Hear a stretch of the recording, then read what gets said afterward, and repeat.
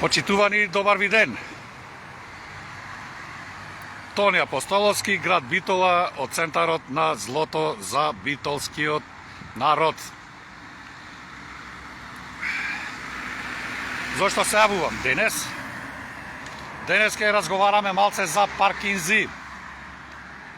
Ова беше општината во град Битола, а ова се паркинзите. Паркинзи во Битола има од 1500 до 1800. Треба некој точно да ги преброи. Одиме со мене. Во ова зградата пред малку тука што ја снимав, сконцентрирани се 31 арамбаша и еден ороводец, градоначалник. Пред известно време си донесоа на седница на Советот заклучок дека треба да плаќаат граѓаните на град Битола услуга за паркинзи во висина од 50 денари од час. Сега внимавајте. Доколку постојат, ќе зам 1500 минимално, доколку постојат 1500 паркинг места во град Битола, доколку на самите паркинг места само 8 часа во тековниот ден има паркирани возила и доколку цената е во просек од 50 денари, ајде, за 8 час, за 1 час, доаѓаат некаде невероватни 600.000 денари на дневна основа. 600.000 денари на дневна основа, повторувам. На месечна основа, некаде околу 300.000 евра се вливаат во касата на градското предпријатие паркинзи, како си го викаат, не знам. Паркинзи, нека има преку сила 50 вработени. 50 вработени нека има преку сила во двете смени. Остај што нема ни 15. 50 нека има вработени. Мислам што ја вршат услугата наплата на паркинги и контрола такви работи. Доколку земат по 1000 евра плата. 50. По 1000 евра плата, 50.000 евра. Со се давачки овона, нека се вкупно, за месечно ниво разговараме, околу 75.000 евра. 220.000 евра. Некој мој заспани битолски народе ви ги кради од вашите джебови. Сега, баш ми интересира овие тука што сега сум пред апелациониот и општинскиот суд на град Битола. Баш ми интересира тие тука што работаат во овие двата судови, колку наплаќаат за паркинзи. Внимавајте, доколку некој судија има тој пари, судијата затоа зема по 150.000 минимална плата судиска. Доколку тој се паркира овдека за своето работно време 8 часа, тогаш треба да плати 400 денари. Или на месечно ниво, доколку има 20 работни дена, тогаш судијата ќе треба да плати невероватни 8.000 денари. Не е тоа проблем, ќе се ги плати. Меѓутоа што правиме со останатите, стражари, кафекуварки, лифтбои, таму во архива што работат и се во она ти реков ми рече, тука му е нивното работно место. Нивната работна организација не му направила паркинг простор каде се паркираат. Ова е каша попара во град Битола. Обиколните улици, сиромаштијата гледа се паркира со колите и са ќе трчате, ќе се поврзите со МВР, ќе ги сликате колите, оп, непрописно паркирање. Дај толку пари, дај онолку пари. Абе, дебили, ќе ви заврши вашето време. Ќе ви заврши, како поинако освен дебили да ве наречам. Имате вие представа што значи ти 8, се извинувам, како иде, 400 денари да плаќаш дневно. Да плаќаш 400 денари дневно за да си на работа. Ако не, ами ојте пешки, зашо да ви правиме? А градоначалникот си се паркира со... Охо, еве, тука се пред општина сум, нема да ме пуштат натре да ви ја кажам како е чулавката, како го викате, тој што снимаше паркинзи, тука што правеше простори. Советниците не ги од тука и гледам колите, сега повторно сум пред општина, има 3-40 коли паркирано, ги боли петело, вре. Абе, мој прост народе, како да ви речам, прост што сте ако не сте прости. Еве еден месец чекав некој да изреагира, никој гледам не реагира за состојбата во Паркинзи. И од тука сакам да упатам две пораки.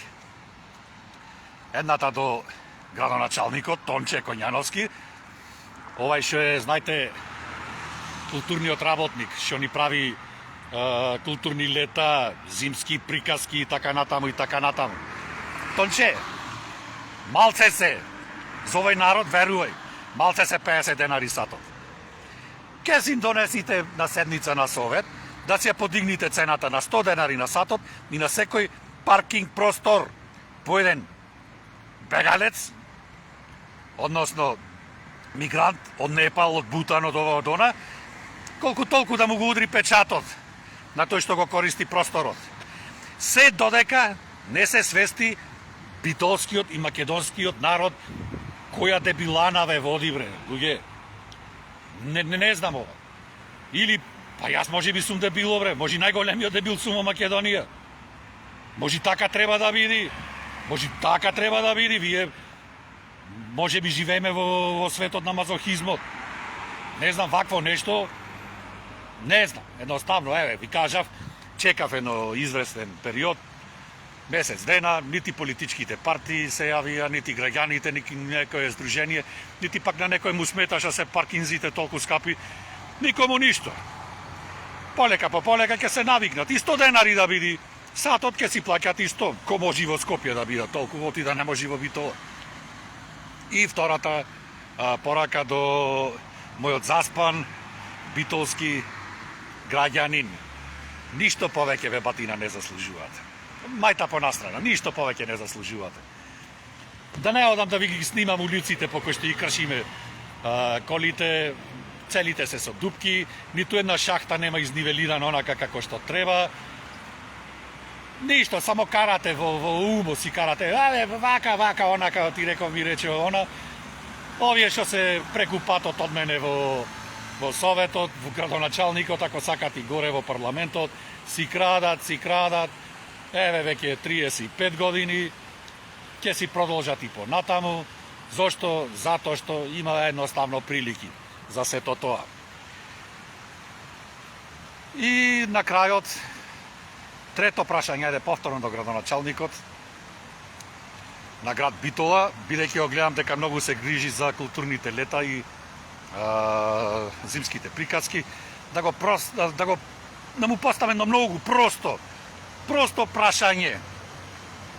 Има војна во близина на 2500 километри од град Битола. Иран се заканува дека ќе бомбардира се она што ќе му застани на патот. Ние со Тимчота, Муцунското, она од Скопје ќе му дава безрезервна подршка на Доналд Трамп. Од Европа цела му откажа на Европа, ние нашите стратешки партнери.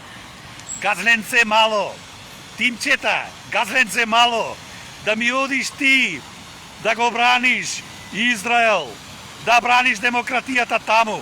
Немој да вовлекуваш македонскиот народ, во безмислена војна. Поздрав и до Радето Шекеринска, генералниот секретар, заменик генералниот секретар на НАТО, ти пак да си пуштиш децата, право нека ти страдат, тие нека ти настрадат, па потоа да си командуваш со самото НАТО. Прашањето до градоначалникот, значи во услови на војна, бидејќи ние како дел од НАТО, како сојузнички партнери на Америка и на Англија сме во отворена војна против Иран моментално и против Русија, односно против БРИКС. Да ве прашам, во случај на авионски напади, ракетни напади или авионски напади од Иран врз територијата на Македонија, вклучувајќи го и град Битола, дали имате засолниште каде што ќе може колку толку да се сокрие битолскиот граѓанин?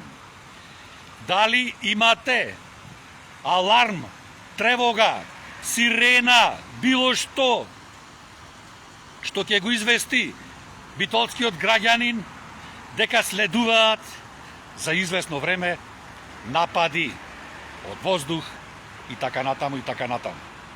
Доста со тие културни лета, бе. Многу просто прашање ви поставив. Во целиот град дали имате макар една сирена за аларм? Господе, бе, не знам. Или толку многу гледам, па или пак ништо не гледам. Или многу гледам, или ништо не гледам. Видно сум вознемирен.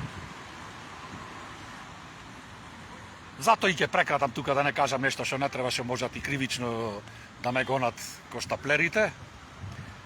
Меѓутоа, сакам едноставно да ви порачам, гледам дека сте свестени, дека сте освестени македонски народе. Дека секој ден се повеќе се освестувате. Шо е тогаш проблемот? Проблемот е во организацијата, не можеме да се организираме. Па не знам како треба да ве повикам да ми пристапите мене, или вие повикајте ме, јас ќе ви пристапам вас.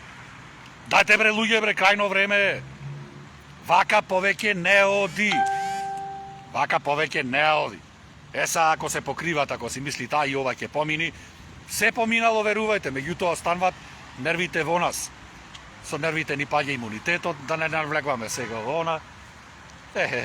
Многу на широко, многу на високо. Имајте убав ден. Поздрав до младите битолчани. Вие, деца, не ви треба вас иднина. Не возите нити коли. Си одите од тате, од мама, ќе си земите по 150-200 денари за кафе на широк сокак да си пиете. Па ве заболе вас овие проблеми, дека Битола наплаќа толку и толку денари, Паркинзирка наплаќа толку и толку денари за своите услуги. Ве заболе дека нема за солништа, скривници, ве заболе дека нема сирени, ве заболе дека нема никакви градски залихи на храна, на жито, на масло, на брашно, на било што. Целиот свет се спрема за војна. Вие се спремате за свадба, Бог да чува. На крајот на краиштата, секому според пишаното, како што ќе си постелите, така ќе си легните. Тоа што ќе си дробите, тоа ќе си сркате. Тоа што ќе си посејте, тоа ќе си ожнејте. И така натаму, и така натаму. Овие се мудри, македонски изреки. Имајте убав и мирен ден, ви предстои викенд. Оние што прв пат не гледате, размислувајте за својата иднина. Размислувајте за вашето обкружување. Размислувајте кој сте, што сте, кој ве води, размислувајте. Размислувајте што ви предстои. И така натаму, и така натаму. Ве сакам сите, ве почитувам сите и верувам во сите вас. Секој е добро. Со друга приказка, од друга локација.